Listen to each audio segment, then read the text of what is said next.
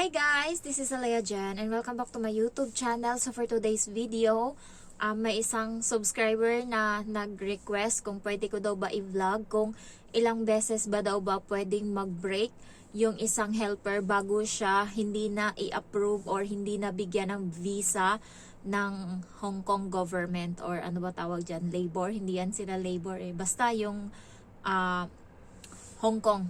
Ayan, so sa ano ko, kasi may nakasabay ako dito pa flight sa Hong Kong nung unang tap ako dito sa Hong Kong. So sabay kami na nag-flight. Siya is dati na siya dito sa Hong Kong. Tapos na-terminate siya and then umuwi siya ng Pinas, nag-process ng paper tsaka bumalik. So pangalawang beses niya na yon.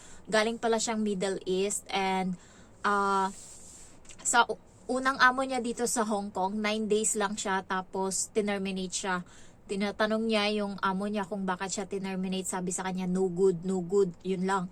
So pinababa siya and then hinanapan siya ngayon ng agency niya ng bagong amo. So nakakuha sila, yun yung pinrocess niya. So nung pinrocess niya na umuwi siya ng Pinas, bali inantay niya lang yung visa niya ata, tapos umuwi siya ng Pinas. Tapos pagdating doon, yun nga, kasabay ko siya dito papunta sa Hong Kong. So bali nagstay kami sa bahay ng isang gabi kasi nga yung flight namin sa umaga 7. So umalis kami ng bahay mga 2 ata.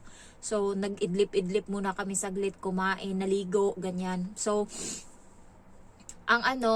pagdating niya dito sa Hong Kong, siya pala yung nagturo sa akin na sa may Hong Kong airport merong dalawang dyan, babae na naka-uniform sila. Sila yung nagbibigay ng papel na guidelines ng Hong Kong government.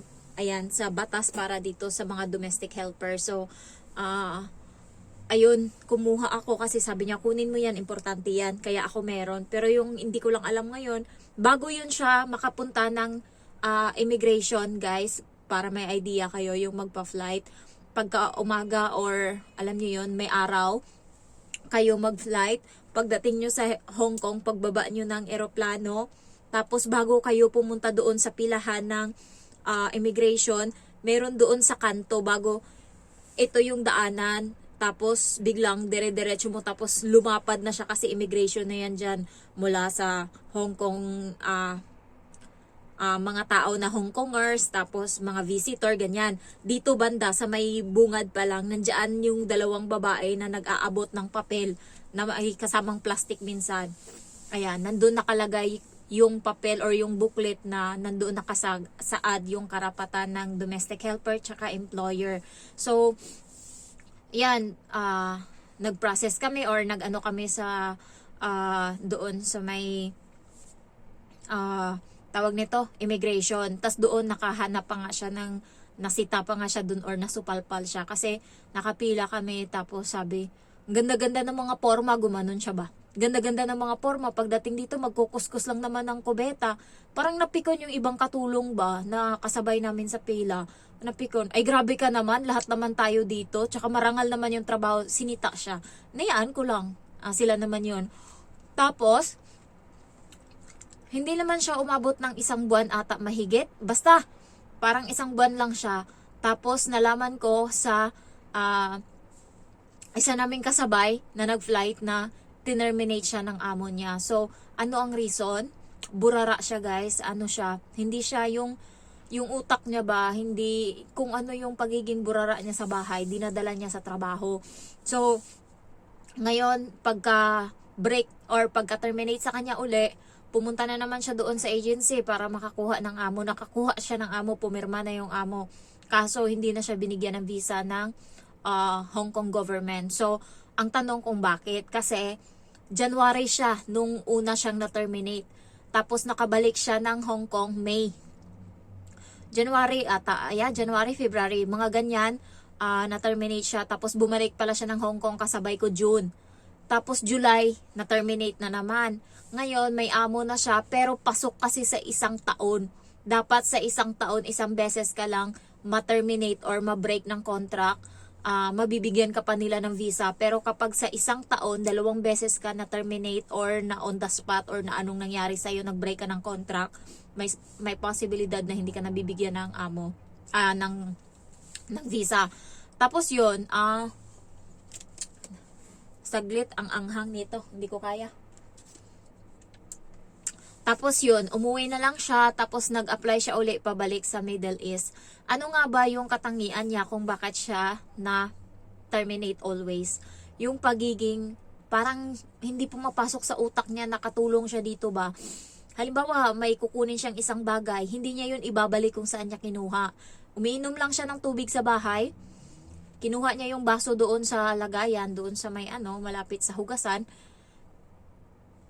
nilapag niya sa taas ng ref namin na may laman pang kalahating ng tubig, kalahati yung laman ng tubig sa tasa. So umalis na kami. Pagtingin kong ganun, kasi nga nagligpit pa ako bago kami bumaba ng hagdan kasi nakakahiya.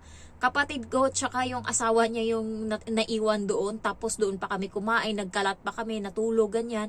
Kahit man lang maligpit ko bago ako umalis, tapos pagtingin kong gano'n, nakita ko yung tasa niya nandun sa may taas ng ref namin. So kinuha ko, nilagay ko sa may sa may tawag nito, sa may lababo. So doon pa lang mapapansin mo na. And also nung kumakain kami, siya guys, hindi siya nag-iisip. Kasi 3 kami kumakain. Tapos hati-hati kami nun sa ulam. Hindi siya nag-iisip na may kasama pa siyang kumakain. Medyo kasi malaki-laki, mataba siya, konti. Hindi siya nag-iisip kung may kasama siyang kumain. Basta kain lang talaga siya ng kain. Hindi niya iniisip yung kasama namin kung may ulam ba, ganyan. Basta, tapos ang tagal niya pa kumain. Siguro, isa din yun sa ng amo. Kasi dito sa Hong Kong, kailangan mabilis kang kumain kasi marami kang trabaho na gagawin. So, ganyan ako. Nagugugo lang ako ng 15 minutes to 20 minutes kumain. Siya, abutin siya ng mga siguro sobra 30 minutes. Mabagal siya kumain. Siguro isa din yun. Ang alam ko yung amo niya is may-ari ng isang parang kainan. Yung parang alam niyo yung yung dalawang ulam, isang kanin. Ganon yung niya, yung amo niya may-ari nun. Ayan. So, hindi siya kinaya. Ayun, pinauwi siya. Kaya nasa Middle East siya uli. Kasi doon, kahit magbumbahanay kayo dyan ng amo mo, kahit mag-anuhan kayo dyan, matibay talagang. Kahit makipag-away ka dun sa amo mo, hindi ka terminate nila. Wala, patigasan talaga dun hanggang sa antayin mo mag 2 years ka or mag 3 years ka doon bago kanila palayasin. Kaya kahit yung kapatid ko sumasagot, walang nangyayari kasi nga wala din, hindi din nila na-terminate doon, and yung passport mo nandun sa kanila, hawak nila. So doon siya, bumalik siya doon kasi malapad yung bahay, hindi siya doon mapapansin kung ano mang ginagawa niya. Hindi katulad dito sa Hong Kong na bawat kilos mo dito dinumero, bawat kilos mo dito may mata. Akala ko dumating na yung amo ko, visit.